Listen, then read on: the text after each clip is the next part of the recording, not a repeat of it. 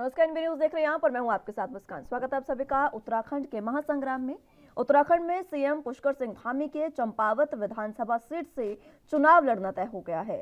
BJP विधायक कैलाश चंद्र गहतोड़ी ने विधानसभा अध्यक्ष ऋतु भूषण खंडूरी को विधानसभा की सदस्यता से अपना त्यागपत्र सौंप दिया, जिसे विधानसभा अध्यक्ष ने मंजूर भी कर लिया है। आपको बता दें कि उत्तराखंड में बीजेपी ने भले ही धामी के सर पर जीत का सेहरा बांधकर उन्हें फिर से दोबारा सीएम पद की कमान सौंप दी हो, लेकिन धामी के सामने अभी उपचुनाव की चुनौती है।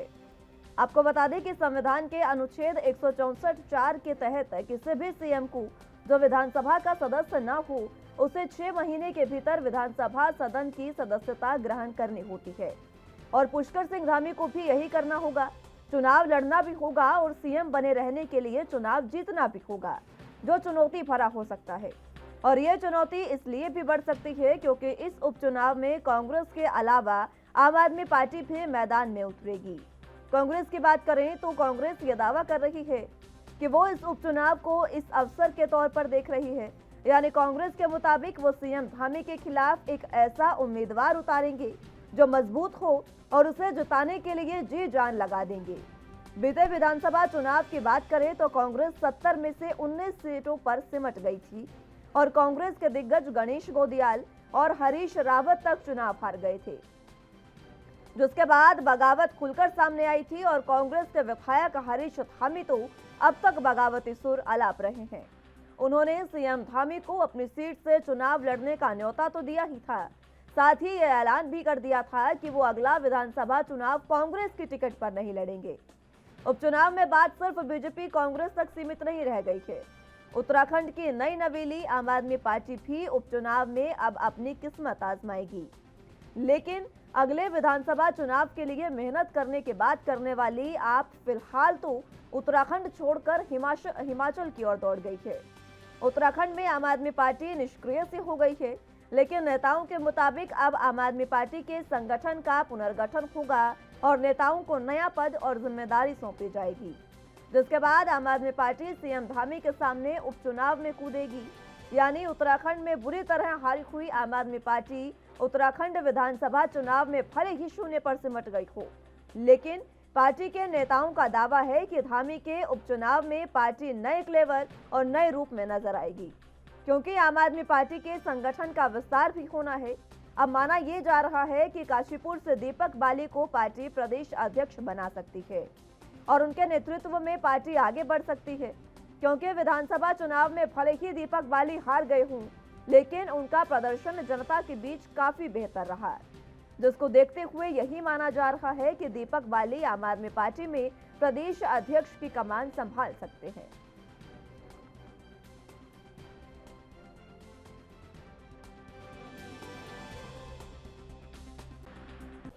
देखिए, मैं गहतोड़ी जी का और चंपावत विधानसभा क्षेत्र की समस्त देवतुल्य जनता का मैं आभारी हूँ और मन में एक ही संकल्प है, विकल्प रही संकल्प।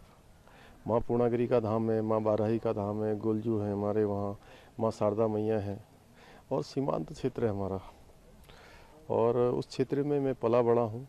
वहीं उसी क्षेत्र में उसी शारदा मैया के किनारे पैदा हुआ हूँ और इस बार जिस प्रकार की परिस्थिति पैदा हुई है, मुझे लगता है कि माँ पूर्णागिरी ने, माँ शारदा मैया ने मुझे वहाँ हमारे माननीय विधायक चंपावत कैलाश गहतोड़ी जी ने विधानसभा से त्यागपत्र दिया था और वो त्यागपत्र स्पीकर होने के बाद पहले स्वीकार किया। आज उत्तराखंड के लिए एक ऐतिहासिक दिन रहा, जिसमें हमारे सम्मानित विधायक के रूप में चंपावत से 2 बार चुनाव जीते श्री कैलाश गहतोड़ी जी ने मुख्यमंत्री के लिए सीट छोड़ने की जो पेशकश की थी, आज उन्होंने माननीय विधानसभा अध्यक्ष के सामने विधिवत रूप से अपना इस्तीफा सौंप दिया है और माननीय अध्यक्ष विधानसभा ने 8:40 पर इस्तीफा स्वीकार भी कर लिया है। अब माननीय मुख्यमंत्री जी को चंपावत से चुनाव लड़ने का रास्ता साफ हो गया है और जो संगठन का भी निर्णय था, मैं अपने मेरे साथ रहे विधायक भी हैं, बहुत अच्छे सहयोगी हैं, उन्होंने राज्य हित में, चंपावत के हित में, विकास के लिए अपनी सीट छोड़कर एक साहसिक कदम तो उठाया है और चंपावत के विकास के लिए भी एक बहुत महत्वपूर्ण एक कार्यक्रम किया है। मुझे लगता है कि ऐतिहासिक जीत चंपावत से माननीय मुख्यमंत्री की होगी और ऐतिहासिक विकास कार्य के लिए भी चंपावत जनपद आगे के लिए बढ़ेगा। मुख्यमंत्री जिस सीट से चुनाव लड़ेंगे, पहली बात तो ये है कि देखना है कि जनता मुख्यमंत्री जी को विजयी बनाती है या नहीं, क्योंकि अपना जो क्षेत्र था उनका, जहां से वो जनप्रतिनिधि रहे, खटीमा, वहां की जनता ने उन्हें नकारने का कार्य किया। तो ये दर्शा रहा था कि अपने क्षेत्र में उन्होंने कोई कार्य नहीं किया, इसी वजह से उन्हें इतनी बुरी तरीके की जो हार थी उसका सामना करना पड़ा। कांग्रेस पार्टी देखिए चुनाव के लिए हमेशा ही तैयार है और शीर्ष नेतृत्व और आला कमान ये बैठकर तय करेगा कि कौन मुख्यमंत्री जी के सामने चुनाव लड़ने का कार्य करेगा, क्योंकि आपको पता है बाई इलेक्शंस है, मुख्यमंत्री लड़ रहे हैं, सत्ता का जो बल है, धन बल, सबका प्रयोग भारतीय जनता पार्टी इस उपचुनाव में करेगी। लेकिन कांग्रेस पार्टी का एक एक कार्यकर्ता तैयार है, जो भी उसे आदेश प्रदेश अध्यक्ष जी के द्वारा, संगठन के द्वारा दिया जाएगा, वो उस पर कार्य करने को तैयार है। और हम इस चुनाव को चुनावी रण में जाने के लिए बिल्कुल तैयार है और जनता, भारतीय जनता पार्टी को सबक सिखाने का कार्य करेगी, क्योंकि जिस तरीके से चुनाव के बाद से पेट्रोल, डीजल और महंगाई चरम पर आई है, जनता सब देख रही है। बिल्कुल लड़ेंगे और हम समझते हैं कि जो चीज़ हम पहले नहीं कर पाए वो शायद आप करके दिखाएं, तो एक अवसर समझेंगे मुख्यमंत्री के खिलाफ पार्टी का उम्मीदवार खड़ा करके उसको जिताना। सर हरिद्वार ने भरपूर आम आदमी पार्टी भी अपना कैंडिडेट पुष्कर सिंह धामी जी के खिलाफ खड़ा करेगी। आम आदमी पार्टी पूरी शिद्दत के साथ, पूरी मेहनत के साथ मुख्यमंत्री के सामने अपना कैंडिडेट खड़ा करेगी और मुख्यमंत्री की राह को उतनी आसानी से पार नहीं होने देगी जितना कि अभी बीजेपी समझ रही है। और आम आदमी पार्टी का जो प्रदेश संगठन है, जो जिला संगठन है, उसमें भी अभी फेरबदल होने हैं और इस समय आम आदमी पार्टी अपने हार के कारणों पर और अपने जो भी हम में कमियां रही हैं, जो भी हम में अच्छाइयां रही हैं, उन पर इस समय मंथन चल रहा है और कुछ ही दिनों में हमारी नई कार्यकारिणी भी घोषित होने वाली है। अभी जरा इसकी डेट आ जाए, लेकिन आम आदमी पार्टी एक पॉलिटिकल पार्टी है। आम आदमी पार्टी ने पूरी 70 सीटों पे इस बार उत्तराखंड में इलेक्शन लड़ा है विधानसभा का। जो भी इलेक्शन होंगे, जो भी पॉलिटिकल प्रक्रिया होगी, आम आदमी पार्टी उसमें पूरा जोर शोर से हिस्सा लेगी। आम आदमी पार्टी का मकसद ही है कि जो हम अपने मैनिफेस्टो में बोल चुके हैं, जो मुद्दे, जो जनता के मुद्दे हैं, उन मुद्दों को पूरा तरीके से हासिल करना है।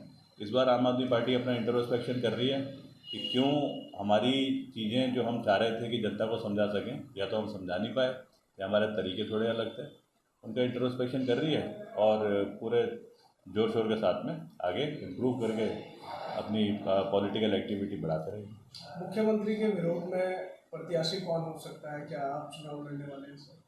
देखो, ये सब तो ना अभी तो ये कहने वाली बातें हैं। अभी तो पहले मुख्यमंत्री डिक्लेयर कर ले कि वो लड़ रहे हैं, कब लड़ रहे हैं अभी तो वो फाइनलाइज तो पूरा नहीं हुआ है, सारी चर्चाएं चल रही हैं। लेकिन एक बार जब होगा तो आम आदमी पार्टी ज़रूर मतलब मुख्यमंत्री भी तो किसी 70 सीटों में से लड़ेंगे उत्तराखंड की, उन 70 सीटों में जहाँ से भी लड़ेंगे वहाँ से आम आदमी पार्टी भी लड़ेगी।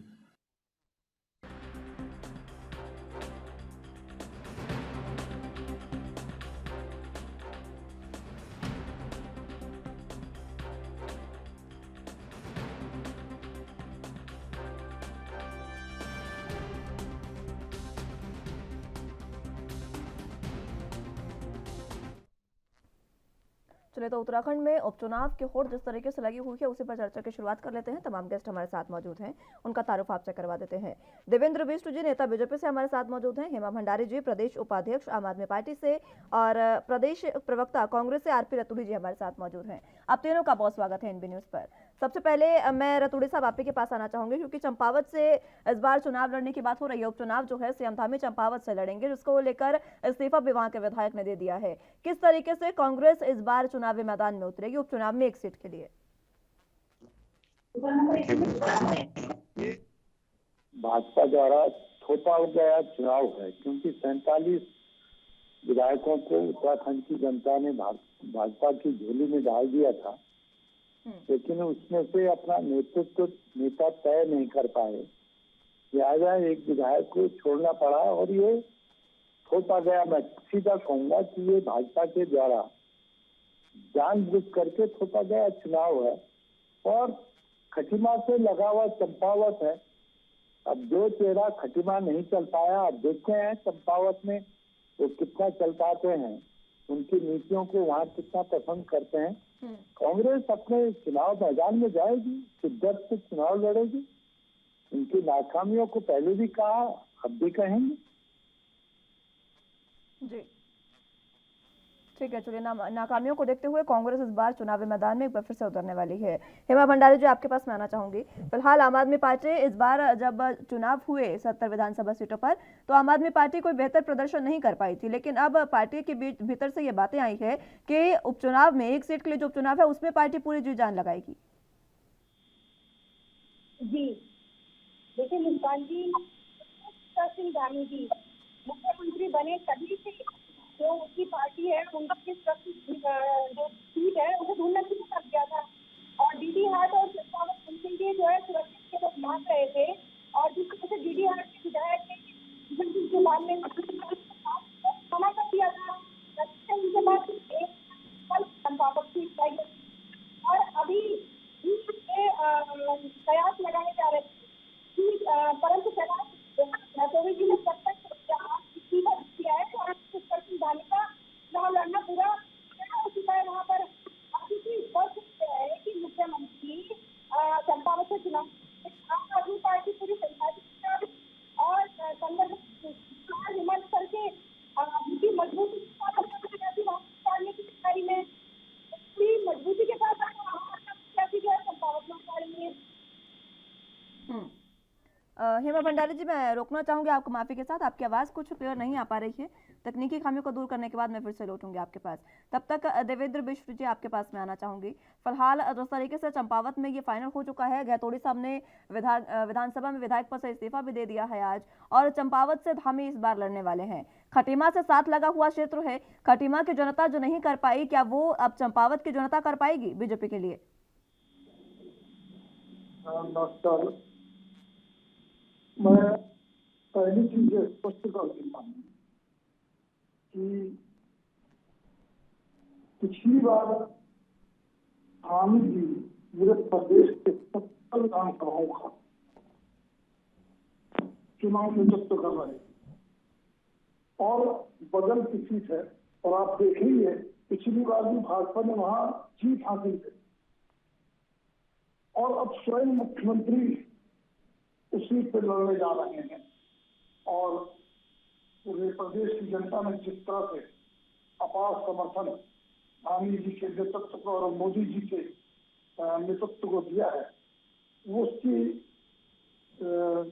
जो आशाएं जो है हमारी भाजपा कार्यकर्ताओं की और इस प्रदेश की जनता की, वो चंपावत में इस चुनाव में पूर्ण हो जाएगी। जी चलिए ठीक है, एक बार फिर से मैं लौटूंगी आप तीनों के पास और चर्चा की शुरुआत करेंगे। फिलहाल वक्त एक छोटे से ब्रेक का है, फौरन हाजिर होंगे।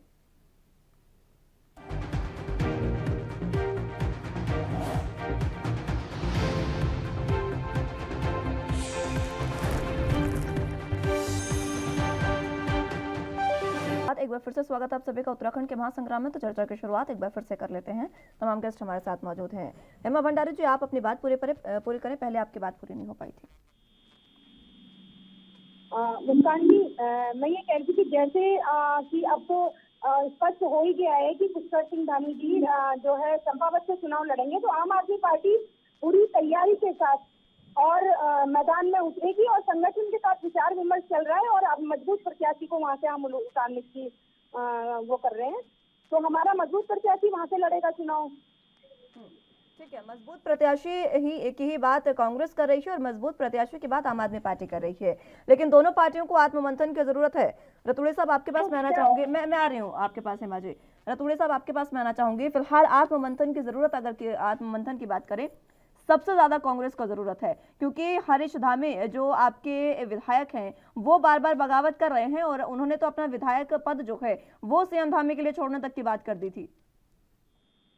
मुस्कान जी, कांग्रेस एक लोकतांत्रिक पार्टी है और भारतीय जनता पार्टी ने तो लोकतंत्र का ही मजाक उड़ा दिया कि जीते हुए विधायक को हारे हुए विधायक के लिए जगह छोड़नी पड़ती है। आप देखिए ना, जिस जीता हुआ व्यक्ति जो जनता द्वारा जीता था और जो जनता द्वारा रिजेक्ट था, आज जीते हुए को हारे के लिए जगह छोड़नी पड़ रही। ये बड़ा लोकतंत्र का मजाक नहीं तो और क्या है। ये उत्तराखंड पर आपने ये जबरदस्ती चुनाव थोप दिया।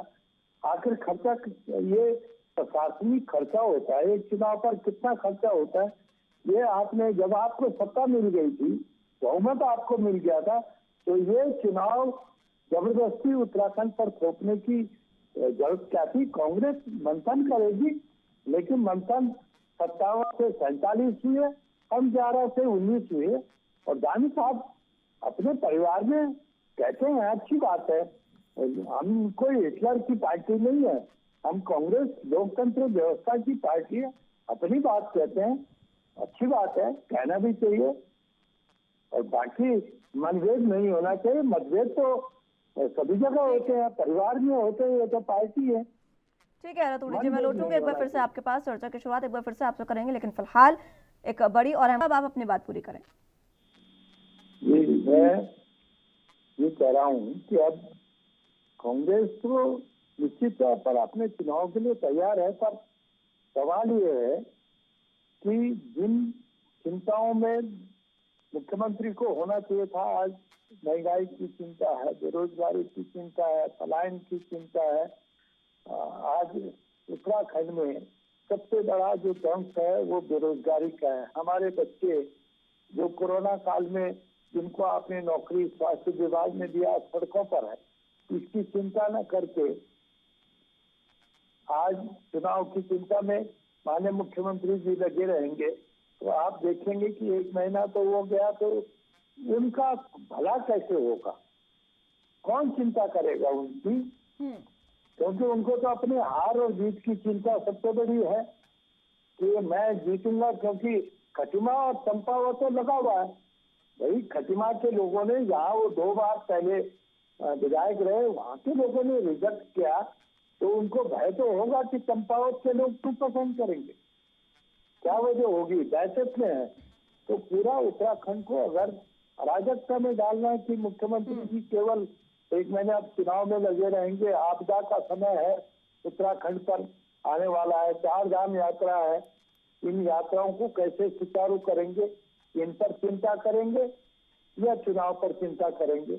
तो ये मुख्यमंत्री जी के लिए बहुत बड़ी दिक्कत का काम है। और उत्तराखंड के लिए ये केवल, क्योंकि भारतीय जनता पार्टी तो अब लोकतंत्र पर भरोसा नहीं, अब तो बुलडोजर तंत्र पर भरोसा है भाजपा का। तो भगवान इनकी सद्बुद्धि दे कि हिंदुस्तान के लोगों के हित में, उत्तराखंड के हित में, बजाय दहशत का वातावरण बनाने के, लोकतंत्र परंपराओं पर संविधान, क्योंकि आज चाहे वो विधायिका हो, चाहे न्यायपालिका हो, चाहे वो कार्यपालिका हो, आज सारा दहशत का वातावरण है। और यहाँ तक कि पत्रकारिता भी निष्पक्ष कहाँ दिखती है, आपको दिखाई देता होगा, दबाव में जीवन है, केवल सरकार के दबाव में आज सारा वातावरण जी रहा है। तो ऐसे में देखते हैं अभी चंपावत की बुद्धिजीवी जनता क्या निर्णय लेती है। ठीक है रतूड़ी साहब, लौटूंगे मैं फिर से आपके पास। हेमा भंडारी जी, फिलहाल आत्ममंथन आम आदमी पार्टी को भी करने की जरूरत है, और ये कहा जा रहा है कि आम आदमी पार्टी जो है वो अब अपने संगठन में भी संगठन का विस्तार भी करने जा रही है। जी बिल्कुल, आम आदमी पार्टी बहुत जल्द ही अपने पूरे संगठन का विस्तार कर रही है और बहुत मजबूत संगठन बना के चलेगी। और पहली बार ही इस बार आम आदमी पार्टी यहाँ विधानसभा चुनाव में उतरी थी और 70 की 70 विधानसभा सीटों में हमने अपने प्रत्याशी उतारे थे। और ये बहुत बड़ी ये अचीवमेंट है कि हमने पहली बार में ही 70 प्रत्याशी अपने तैयार किए चुनाव लड़ने के लिए। और अब जो रही बात यहाँ की कि आज ही मैंने अभी जो खबर आई थी कि चंपावत से चुनाव लड़ने की घोषणा के बाद जो है धामी जी ने एक घोषणा कर दी है कि वहाँ पर एक हाईटेक मौन पालन बनेगा, हाईटेक सेंटर बनेगा। तो उनके वहाँ चंपावत से चुनाव लड़ने के बाद उन क्षेत्र का विकास होना हो, लेकिन मैं ये जरूर चाहती हूँ कि वहाँ पर घोषणाओं का विकास जरूर होगा। अब लगातार घोषणाएं होंगी चंपावत के लिए, उनको वो धरातल पे हो या ना हो, लेकिन घोषणाओं का वहां पर जरूर होगा। और दूसरी बात मेरा कहना यह है कि 47 में से भाजपा को एक भी मुख्यमंत्री का चेहरा 47 सीटें जीतने के बाद इनके पास सोचना पड़ा और इनके पास एक भी मुख्यमंत्री का चेहरा इनको नहीं मिला। जो ये अतिरिक्त खर्चा, एक तरफ पूरा राज्य जो है कर्जे की मार झेल रहा है और दूसरी तरफ ये अतिरिक्त खर्चा अब एक मुख्यमंत्री को जिताने के लिए पूरा सरकारी महकमा लग जाएगा, पूरा शासन प्रशासन उनको जिताने में लग जाएगा। तो उसकी हानि किसको होगी? राज्य को होगी। उसकी हानि का खामियाजा कौन भुगतेगा? ये राज्य के लोग भुगतेंगे। राज्य के ऊपर वैसे ही कर्जा है, तो इससे बड़ी दुर्गति क्या होगी? उससे बड़ी दुर्दशा इस प्रदेश की क्या होगी? यहाँ पर प्रदेश का मुख्यमंत्री ये सोचने को नहीं तैयार। ठीक है भंडारी जी, लौटूंगी मैं एक बार फिर से आपके पास। देवेंद्र जी हमारे साथ, देवेंद्र जी भी मौजूद है। देवेंद्र जी, दोनों ही पार्टियों की ओर से आप पर आरोप लग रहे हैं कि अगर इतनी सीटों पर आपने चुनाव जीता तो क्या आपके पास कोई और चेहरा नहीं था सीएम के लिए? जी मैं बताता हूँ। सबसे पहले मैं रतूड़ी जी को कहूँगा, इतने वरिष्ठ राजनीतिज्ञ हैं, ये कांग्रेस की नीतियों को नहीं समझे और कांग्रेस की बात करते हैं। इन्होंने तो एक प्रधानमंत्री देश को दिया जो कभी गांव का प्रधान ही नहीं रहा। 10 साल इन्होंने प्रधानमंत्री बना, किस मुंह से कहते हैं?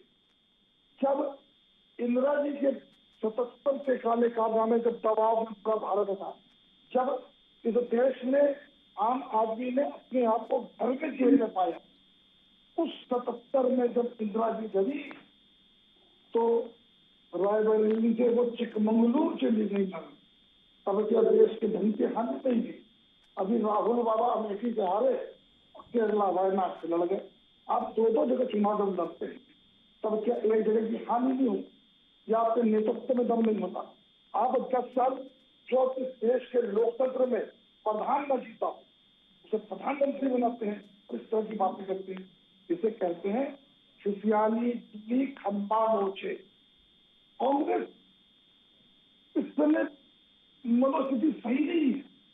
इन्हें कांग्रेस को मनोस्थिति सही करने के लिए मनोचिकित्सक को बुलाना पड़ेगा। ये अपनी स्थितियां ठीक करे, अपने आप को बचा ले। लेकिन इनको यह मालूम होना चाहिए कि एक उंगली जब आप सामने उठाते हैं तो आपकी 3 उंगलियां आपको ही लग जाती। तो कृपया पहले अपना ढांचा सही करें, अपने को इस स्तर पे लाए, तब बात करें। दूसरी बात, अभी मैं आप पार्टी की सुन रहा और मनोस्थिति हमारी खराब रही थी। हमारी मनोस्थिति बीजेपी की खराब है कि नहीं है? अरे जी हमारी खराब क्यों होगी? इतना अरे मनोस्थिति आप आपका भरोसा नहीं है। जितने मेंटल ट्रीटमेंट तो आपके चाहिए, कांग्रेस को क्यों चाहिए? जाते जा रहे, हाशिए में जाते जा रहे, क्यों बहस? आप मंथन करिए, चिंतन करिए। बहुत पुरानी पार्टी है आपकी, अब इसे चाय की आवश्यकता है, खाद की आवश्यकता है, प्रकाश की आवश्यकता है। होने की चाहिए लोकतंत्र में। मैं आपके ये हमारा के बारे में लोकतंत्र में जीतने से या और भी। ठीक है रतूड़ी जी, आ रही हूँ मैं आपके पास एक बार फिर से। देवेंद्र जी जी, हमारी आपकी बहन ने कहा कि इतना धन की हानि होगी जो होगी। मैं 2 वक्तव्य में सिर्फ आपकी नीति को स्पष्ट करता हूँ। 2 वक्तव्य। पहला, जो आप फ्री बांटने की बात करते हैं वो जनता का बहुमूल्य पैसा नहीं है जो टैक्स देश के लिए भरते हैं, जो देते हैं। देवेंद्र जी, मैं एक बार फिर से लौटूंगी आपके पास, माफी के साथ आपको रोकना चाहूंगी। फिलहाल वक्त एक छोटे से ब्रेक का है, फौरन हाजिर होंगे।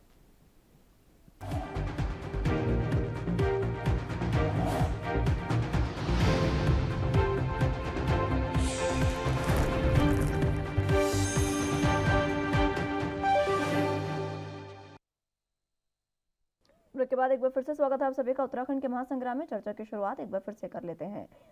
देवेंद्र जी, आप अपनी बात पूरी करें।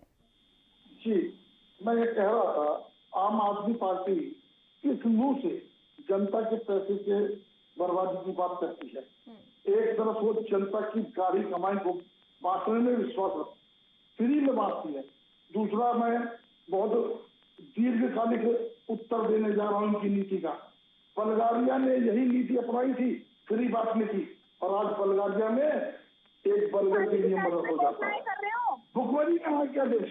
आप इस देश के विकास को कहाँ ले जाना चाहते हैं?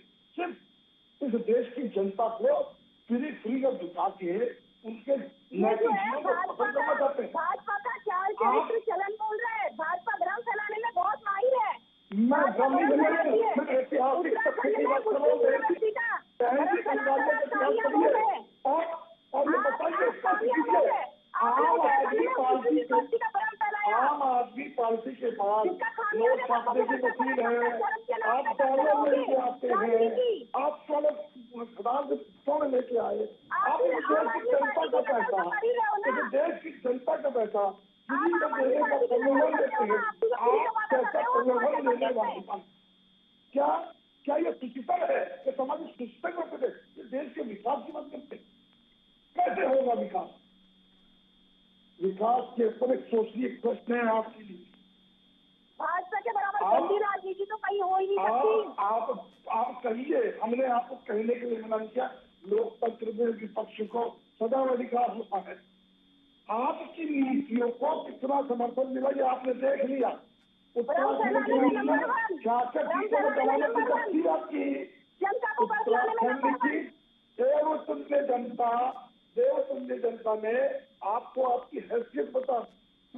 आप चिंता न करिए, आपको चुनाव में आइए, आपका स्वागत है, स्वागत है। आप चिंता न करिए, मैंने कहा मैं आ रही हूँ हेमा जी आपके पास में, आ रही हूँ। कटेंगे, सामने आएंगे दीदी आपके भी। ठीक है देवेंद्र जी, मैं लौटूंगी एक बार फिर से आपके पास। रतूड़ी साहब, देवेंद्र जी कह रहे हैं कि कांग्रेस की मनोस्थिति ठीक नहीं है, आत्ममंथन करने की जरूरत है आपको। ये तो देवेंद्र जी जानते हैं अपने आप में, आत्ममंथन इनको जरूरत है, मनोचिकित्सक को इनको जरूरत है। 47 में से इन्हें योग्य नहीं मिला, हारे हुए को मुख्यमंत्री बना रहे हैं, तो मनोचिकित्सक की जरूरत कांग्रेस को है।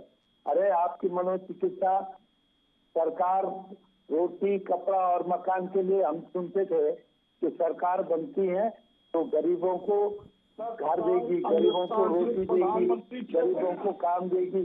और आज तो ये इतनी दहशत में वातावरण पैदा कर दिया कि आज भाजपा अपना बुलडोजर को सिंबलिक कुछ दिनों बाद मुझे लग रहा कि ये चुनाव का सिंबल भी जो है बुलडोजर न बना दें।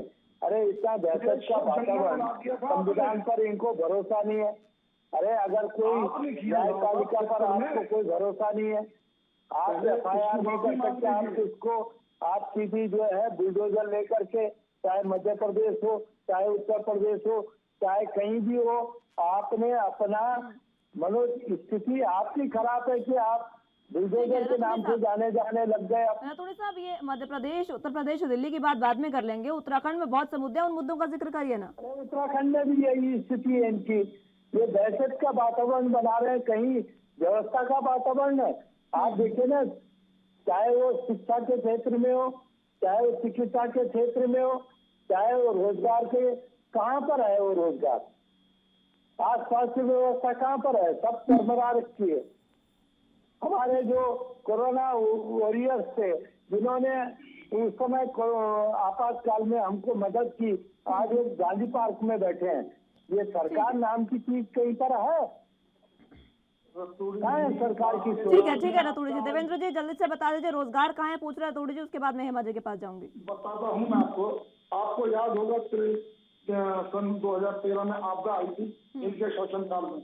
इस देश के अंदर पर्यटन रुक गया था, 2 साल कोरोना के निकाल दीजिए, लेकिन इस प्रदेश के अंदर पर्यटन आप बहुत आगे बढ़ा है। केदारनाथ, बद्रीनाथ और चारों धामों को और कॉलवेदर रोड इस प्रदेश के विकास को रोजगार पर सवाल उन्होंने पूछा, एक बार रोजगार के बारे में बता दें, मैं लौटूंगी। मेरी बात है, जैसे पर्यटन आएंगे, हमने हमारा प्रसाद यहाँ पे जा रहा है, ये 4 धाम जो यात्रा आएगी, यहाँ के जो लोगों को रोजगार मिलेगा, वो इस पर जब हमारी अच्छी सड़कें लोग आएंगे। मतलब रोजगार के लिए उत्तराखंड का युवा 4 धाम यात्रा का इंतजार करे देवेंद्र जी। पर्यटन क्षेत्र के लिए कहा, मैं आ रही हूँ रतूड़ी जी आपके पास। प्रगति कर रहा है पर्यटन क्षेत्र, और निश्चित रूप से एक बात बता दीजिए देवेंद्र जी, उत्तराखंड का युवा क्या अपने रोजगार के लिए 4 धाम यात्रा का इंतजार करे? आप मेरी बात सुनिए, जब एक चीज स्विट्जरलैंड ऐसा देश है जो पूरे देश में चलता है, तो ऐसी संभावनाएं हमारे उत्तराखंड में है। क्यों नहीं हम पर्यटन को देखेंगे, क्यों नहीं हम वाल्मीकि की तरफ जाएंगे, क्यों नहीं हम आप जाइए पर्यटन की तरफ, देखिए कौन आपको मना करा, लेकिन युवाओं की तरफ कौन देखेगा? तो युवाओं को ही मिलेगा उसका लाभ। तो चारधाम यात्रा का इंतजार करे मतलब युवा? चार धाम यात्रा से मतलब नहीं कहा मैंने, पर्यटन से कहा। पर्यटन के साथ हमारा साहसिक पर्यटन है, माउंटेनिंग है, ध्वजारोहण है, हमारे वहाँ जल पर्यटन है, हमारे वहाँ इको पर्यटन है, हमारे वहाँ धार्मिक पर्यटन है। ये तो आप एक पर्यटन की बात कर रहे हैं। इसके बाद हमारे वहाँ आयुष है, आयुर्वेदिक चीजें हैं, उनके लिए हम स्थानीय बाजार बनाने का हम ठीक है पर्यटन, ठीक है पर्यटन से युवाओं को रोजगार दिया जाएगा। भंडारी जी बहुत सी चीजें, मैं आ रही हूँ देवेंद्र जी आपके पास, बहुत सी चीजें बताइए देवेंद्र जी ने। हेमा जी, जिस तरह से ये कह रहे हैं कि पर्यटन से रोजगार दिया जाएगा, आज आप देखिए कि पर्यटन तो शुरू कर, चार धाम यात्रा शुरू हो गई है, लेकिन पेट्रोल और डीजल के दाम तो आसमान छू रहे हैं। तो यहाँ पर उसी तरह से हर चीज के रेट बढ़ रहे हैं, कमर तोड़ के रखी है इन्होंने। आज आज आज जो है इनके प्रवक्ता जब बैठते हैं तो कोई महंगाई पे क्यों नहीं बोलता, कोई महंगाई का नाम भी नहीं लेता है हर चीज में। और हमारे ऊपर इल्जाम लगा रहे हैं कि हम फ्री चीज दे रहे हैं। अरे हम तो 25,000 प्लस लेके आ रहे हैं फ्री देने के बाद। इन्होंने तो पूरे देश में जनता की कमर तोड़ के रख रखी है। महंगाई इतनी चरम पर हो रखी है, ये उस पर नहीं बोलते हैं, ये रोजगार के नाम पे नहीं बोलते हैं कि हाँ युवाओं को रोजगार। और अभी देखिए कि यहाँ पर मैं आगे की बात बताऊं कि हम ही लोगों ने जो है इनकी शिक्षा का जो अधिनियम से 2009 के अंतर्गत जो शिक्षा का अधिकार था उसका इन्होंने धज्जियां उड़ाकर रखी है। आप ये देखिए कि यूपी सरकार ने भी कम से कम गरीब लोगों के लिए 1 लाख जो जिनकी आय है वार्षिक, उनके लिए, उनके बच्चों के लिए शिक्षा ठीक है हेमा जी, मैं आ रही हूँ एक बार फिर से आपके पास। चर्चा की शुरुआत एक बार फिर से करेंगे। फिलहाल इस वक्त की बड़ी और अहम खबर के रुख कर लेते हैं। आपके टीवी स्क्रीन पर ये बड़ी और अहम खबर इस वक्त की बता रहे हैं आपको। मजीठिया की याचिका पर सुप्रीम कोर्ट में सुनवाई हुई है, ये बड़ी और अहम जानकारी आपको दे रहे हैं। मजीठिया ने सुप्रीम कोर्ट से ड्रग्स केस खारिज करने की मांग की थी, जिस पर आज सुप्रीम कोर्ट में सुप्रीम सुनवाई हुई है। सुप्रीम कोर्ट ने मजीठिया की याचिका पर सुनवाई की तारीख 26 अप्रैल तय की है। मजीठिया ने एफआईआर को रद्द करने के निर्देश देने का अनुरोध सुप्रीम कोर्ट से किया था और याचिका दाखिल की थी, जिस पर आज सुनवाई हुई। मजीठिया पटियाला जेल में खुद के जान का खतरा बता चुके हैं, जिसके बाद याचिका दायर की गई थी। न्यायाधीश डीवाई चंद्रचूड़ और सूर्यकांत की अध्यक्षता में जो आज की सुनवाई है वो हुई। भगवंत सिंह मान के पद संभालने के बाद पंजाब पुलिस को आदेश दिया गया था मजीठिया के खिलाफ जांच के लिए एसआईटी का पुनर्गठन किया जाए, ये भी उन्होंने कहा।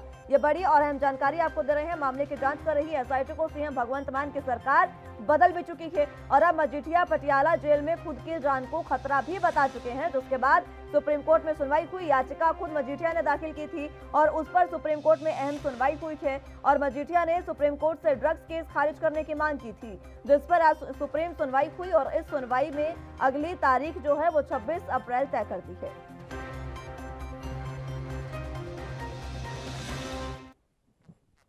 चलिए बात एक बार फिर से उत्तराखंड की कर लेते हैं। चंपावत में सीएम धामी जो है इस बार उपचुनाव लड़ने वाले हैं और वहीं से तय होगा कि वो सीएम रहेंगे या नहीं। चर्चा की शुरुआत एक बार फिर से कर लेते हैं। हेमा जी, आप अपनी बात पूरी करें। देखिए यहाँ पर बड़ी बड़ी घोषणाएं जो ये लोग करते हैं कि हम लोग किसी को अशिक्षित नहीं रहने देंगे, सबको शिक्षा मिलनी चाहिए, बेटी बचाओ बेटी पढ़ाओ, लेकिन आज राज्य सरकार ने क्या किया? उत्तराखंड की सरकार ने केवल 55,000 वार्षिक आय किसकी है केवल उनके लिए कर दिया। अब क्या है, यहाँ पर भ्रष्टाचार बढ़ गया। 4500 के जो आय प्रमाण पत्र मांग रहे हैं, आप बताएं कि 4500 का आय प्रमाण पत्र कैसे बन जाएगा? उसमें पैसे देके उसमें इतनी बड़ी बड़ी धांधलियां चल रही हैं, तो गरीब लोगों को उसका फायदा तो मिल नहीं रहा। ये बात करते हैं बहुत बड़ी बड़ी की ये शिक्षा का हम ये अधिकार लेके आ रहे हैं। तो यूपी सरकार ने, यूपी में जो है उसको कम से कम जो केंद्र ने किया था 3.5 लाख किया था कि जिसकी वार्षिक आय 3.5 लाख हो वो गरीब तबके का व्यक्ति उससे जो बच्चे हैं एक तक निःशुल्क शिक्षा प्राप्त कर सकते हैं। लेकिन वहाँ यूपी सरकार ने उसको 1 लाख किया, यहाँ की सरकार ने उसको केवल मात्र 55,000 कर दिया। 55,000 कर दिया तो ऐसे में कैसे शिक्षा प्राप्त होगी गरीब लोगों को?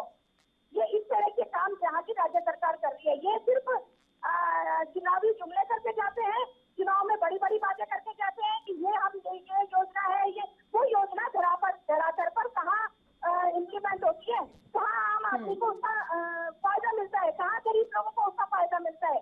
और ये तो सिर्फ मुद्दे बचाने का काम करना, भ्रम फैलाना कि हाँ यहाँ पर मुस्लिम यूनिवर्सिटी बना देंगे, अगर ये सरकार आती है तो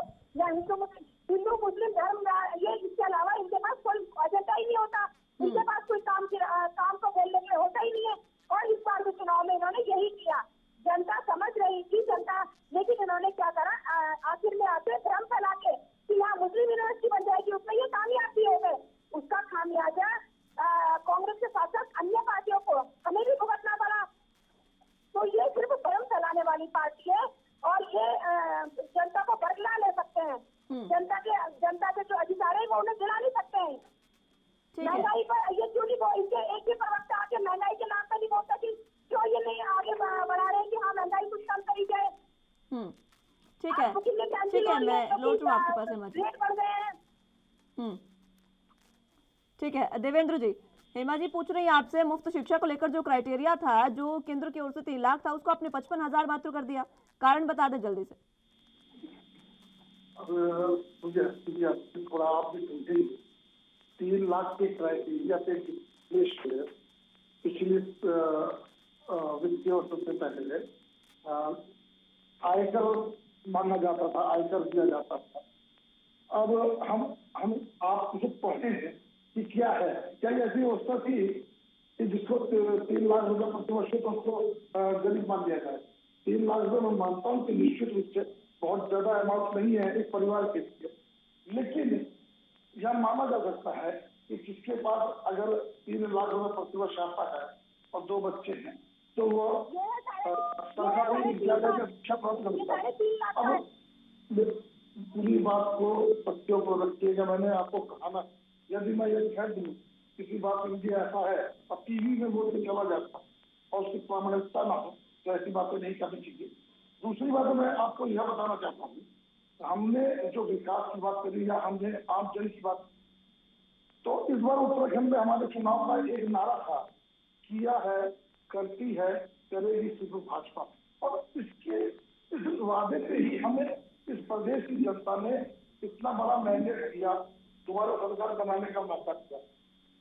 हम ये कहना चाहते हैं, अगर आप उत्तराखंड का ही नहीं पूरे देश का विकास देखें, पूरे देश का विकास अगर हम देखते हैं तो उसकी गगनचुंबी इमारतों और उनकी सड़कों से, तो हमारे देश की सड़कें आज बताती हैं कि देश के यशस्वी प्रधानमंत्री आजादी के इतने लंबे समय के बाद, देवेंद्र जी, आजादी के इतने लंबे समय के बाद अगर आज हम विकास को मात्र गगनचुंबी इमारतों और सड़कों से नापे तो ये देश के लिए इससे दुर्भाग्यपूर्ण और कुछ नहीं होगा। आप मेरी बात को सुनेंगे, निश्चित रूप से जिस देश की सड़कें अच्छी होंगी उसमें रहने वाले लोगों को, और जब हमारी उससे आय की व्यवस्था बनती है, जब सड़कें बनती है तो लोगों को रोजगार भी मिलता है, कई लोगों को रोजगार मिलता है, इमारतें कभी मिलती है, इस देश का विकास बंद हो गया। आप रोजगार के लिए नए आयाम स्थापित नहीं कर सकते हैं क्या? आप कुछ और रास्ता नहीं निकाल सकते? आपको मैंने कहा, अभी मैंने आपको 2 बात आपकी और बता रहा हूँ, मैं उत्तराखंड के लिए बता रहा हूँ विषय आयुष, आयुर्वेद फल संस्करण के लिए हमने कहा कि हमारा माल्टा बर्बाद ना हो, वही उसको तो हम खरीदे, वही उसको केंद्र बने, वही से उसका हम उपयोग ला सके। यहाँ की संपत्ति को हमने स्पेशल गाइडलाइन देके वहाँ की संपत्ति को फल बर्बाद ना हो, वहीं से सप्लाई कर सके और मार्केट में बेच के हमने साधन किए हैं युवाओं के लिए, लोगों के लिए। सुनते रहिए, चलो छोटी छोटी योजनाएं हैं उनसे 14 ऊर्जा में हमारा प्रोजेक्ट बहुत अच्छा काम कर रहा है। तो ठीक है देवेंद्र जी, ठीक है, पर्यटन भी मैंने आपको बताया। ठीक है, मैं लौटूंगा आपके पास। रतूड़ी साहब, कांग्रेस ने भी उत्तराखंड में बहुत बार राज किया और जिस तरीके से कांग्रेस ने राज किया, भौगोलिक स्थितियां कांग्रेस बहुत अच्छे तरीके से समझती है उत्तराखंड में, लेकिन देवेंद्र जी अभी भी कह रहे हैं कि पर्यटन को बढ़ावा देना ही युवाओं को रोजगार देने के लिए सही साबित होगा। ठीक है, सुन रहे हैं रतूड़ी जी, आपकी बातें सुन रहे हैं, वो तमाम चीजों पर जवाब देंगे। रतूड़ी जी, देखिए मुस्कान जी, ये भली भांति जानते हैं कि देवेंद्र जी कि उत्तराखंड में ये सिडकुल कब बने, उत्तराखंड में ये पॉलिटेक्निक और ITI कब बने, उत्तराखंड में मेडिकल कॉलेज, चाहे वो सुशीला तिवारी हो, चाहे वो श्रीनगर वाला हो, गवर्नमेंट के कब बने, अल्मोड़ा की और देहरादून की स्वीकृति किसने दी, जितने भी हमारे 96 ब्लॉक हैं, हर ब्लॉक में एक पॉलिटेक्निक देने का काम किसने किया। जो हमारे ये आयुर्वेद की बात कर रहे हैं तो आयुष पर हमने विशेष फोकस करके, लेकिन भारतीय जनता पार्टी ये बताए, इन्होंने 2017 के बाद इंडस्ट्रियल समिट भी की, उत्तराखंड का बड़ा मोटा पैसा खर्च किया, कितनी इंडस्ट्री ले आए, इन्होंने पर्यटन समिट भी की, जरा बताएं कितने पर्यटकों को ये आकर्षित करने का काम कर रहे। अरे इनको तो अपने ये जो चुनाव में संकल्प पत्र होता है, जो ये पार्टी का सबसे बड़ा एजेंडा होता है, तो आप जरा बताएं कि 9 संकल्प थे इनके, 9 संकल्प में इनकी जो पहली कैबिनेट में थी, जो पहली कैबिनेट बैठक हुई, उसमें कौन सा था जो एजेंडे में नहीं रहा? केवल वर्गीकरण, धर्म और जाति के वर्गों में बांटने का वो समान नागरिक संहिता का लिया है, वो था ही नहीं इनके एजेंडे में। अरे आपने उन 9 संकल्प जो बनाए थे, ठीक है, कि हम सिविल कोड बिल 20,000 की आप बात कर रहे हैं थोड़ी जी, मैं एक बार फिर से लौटूंगी इस पर, चर्चा एक बार फिर से करेंगे। फिलहाल बुलेटिन में यहाँ वक्त एक छोटे से ब्रेक का है, फौरन हाजिर होंगे।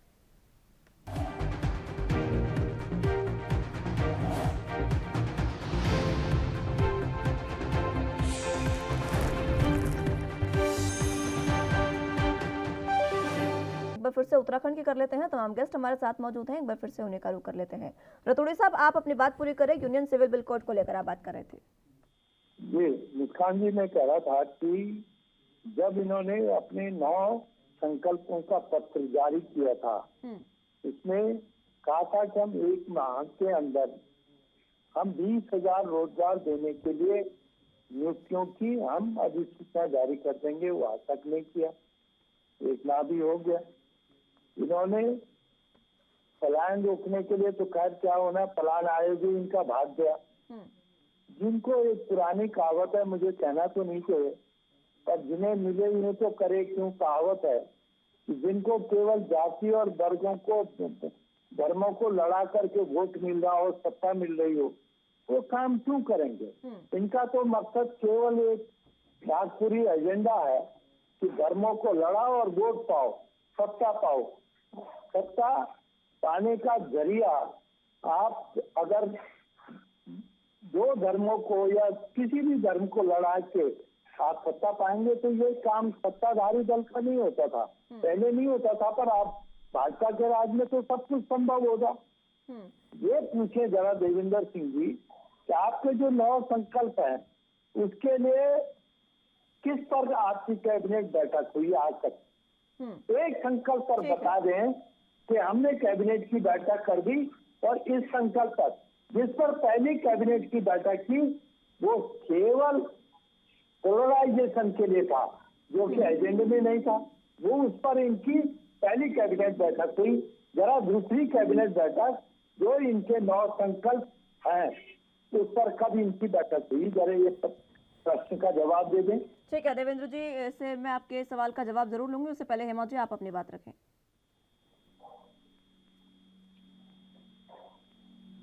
हेमा जी, आवाज मिल पा रही है आपको?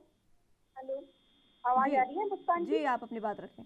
देखिए इनके जो प्रधानमंत्री मोदी जी हैं, वो मैं कहूँगी सिर्फ भाजपा के प्रधानमंत्री हैं। वो इसलिए कहूँगी क्योंकि प्रधानमंत्री जी आपके चैनल के माध्यम से मैं उन तक ये जरूर पहुँचाऊंगी कि प्रधानमंत्री जी दंगा फसाद पे कुछ नहीं बोलते, चुप्पी साध लेते हैं, महंगाई की माँ नहीं बोलते, मन की बात सुनते हैं, सबके मन की बात सुनते हैं, लेकिन महंगाई की माँ नहीं बोलते, किसी दंगा फसाद में कुछ नहीं बोलते। तो सिर्फ भाजपा के ही प्रधानमंत्री हैं, वो देश के प्रधानमंत्री नहीं, केवल भाजपा के प्रधानमंत्री हैं। कि महंगाई से तराई तराई मची हुई है, हाहाकार मची हुई है, और अब यहाँ पर उत्तराखंड में पूरे भाजपाई का प्रशासन पुष्कर सिंह धामी जी को जिताने में लग जाएंगे। वहाँ पर देखा नहीं जाएगा कि हाँ जनता का क्या हाल है, क्या बेहाल जनता है, उसकी कोई सुनवाई नहीं होगी। खर्चा पानी की तरह बढ़ाया जाएगा। वो किसका? वो प्रदेशवासियों का, वो जनता का। उस पैसे को किस तरह से पानी की तरह लुटाएंगे अगले लोग, आप वो देखिएगा चुनाव में। क्योंकि इनको तो सिर्फ अपनी इनका जो भाजपा का जो चाल, चरित्र और चेहरा है, वो सबके सामने है। और जो ये कहते हैं, इनकी कथनी और करनी में बिल्कुल बहुत फर्क है। ये कहते कुछ है, ये घोषणाएं कुछ करते हैं और करते कुछ है। ठीक है, इनको सिर्फ कुछ करनी आती है, इसके अलावा कुछ नहीं आता। ठीक है।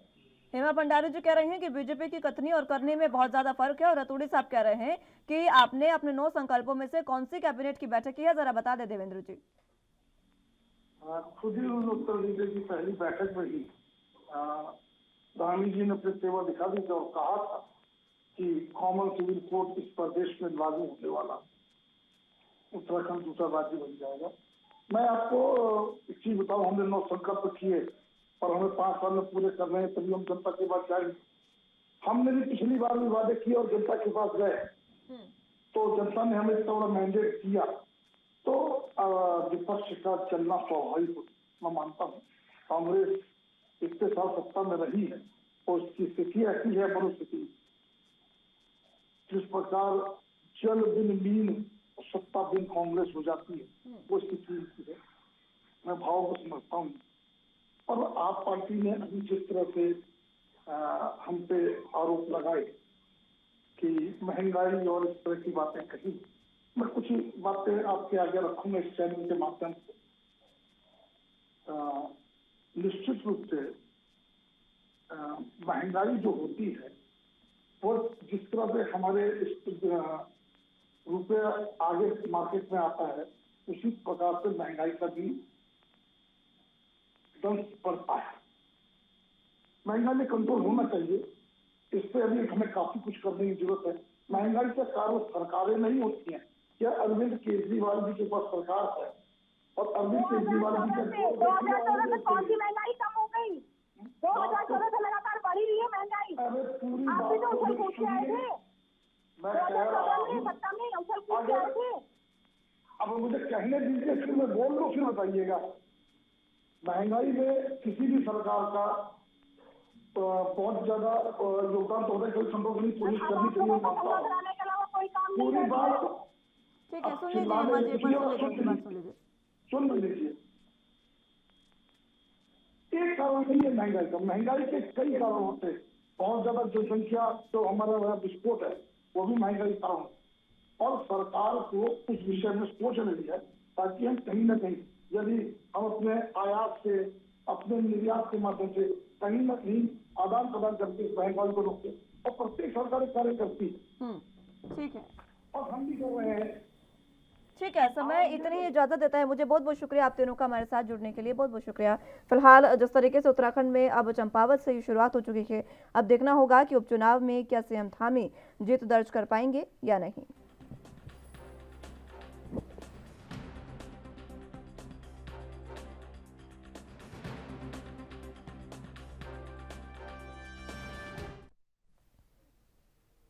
तो इसी बीच इस वक्त की बड़ी और अहम खबर के रुख कर लेते हैं। आपकी टीवी स्क्रीन पर ये बड़ी और अहम जानकारी आपको दे रहे हैं। योगी सरकार का बड़ा फैसला, योगी सरकार ने बड़ा फेरबदल किया है, ये बड़ी और अहम जानकारी आपको दे रहे हैं।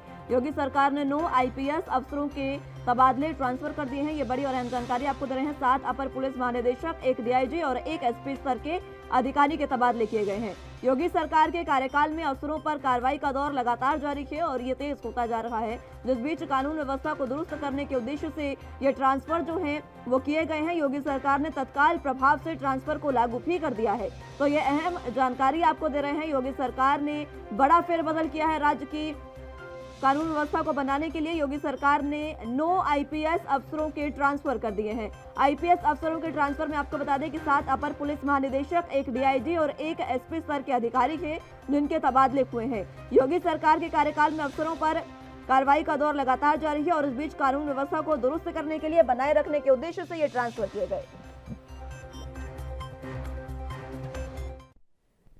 फिलहाल के लिए मेरे साथ इस बुलेटिन में बस इतना ही। तमाम अहम खबरों के लिए आप देखते रहे NB न्यूज़। नमस्कार।